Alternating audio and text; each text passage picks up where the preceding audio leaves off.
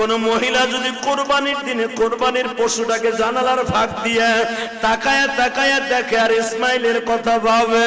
আমি আমার ওই মাদেরকে বলবো, মা হাজেরা সন্তানদের সাজাইয়া স্বামীর হাতে জবাই দিতে দিছে, আর তোমার স্বামীর হাতে যখন পশুটা জবাই দিয়ে তেল মালিশ করে দিবা, এই পশুটাই দিয়া বলবে, ও জাতির পিতা ইব্রাহিম, সুন্নাত আবিকুম ইব্রাহিম, তোমার সুন্নাত আদায় করতে যাই মহিলাই গরুটারে খৈল ভুসি খাওয়াইছে, এই মহিলা গরম পানি করে দিয়ে আদর করে দিছে, এই মহিলা দারোয়ানকে বলছে, গেটম্যানকে বলছে গরুটারে সুন্দর করে গোসল করা। মনে রাখো গো মা, এই জন্যই দেখবেন গরু কিনবেন আপনি, গরুটার তদারকি দিয়ে দিবেন আপনার বিবির আন্ডারে। আপনার বিবি যদি এই গরুটারে তেল মালিশ করে দেয়, গরম পানি করিয়া দেয়, একটু আদর করে দাও গো মা, ইসমাইলের গাড়িতে তুমি জান্নাতে যাইবা।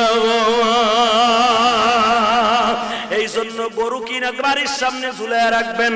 বাড়ির সামনে বাইন্দা রাখবেন, আপনি নিজের হাতে আদর করবেন, এটারে শ্যাম্পু দিয়ে গোসল করাবেন, এটার মাথায় চুলকায় দিবেন, আর চোখের বাড়ি ছাইরে দিয়া বলবেন, হে পশুরে, তোরে আমি কিনছিলাম, তুই আমারে পাপের থেকে বাঁচা।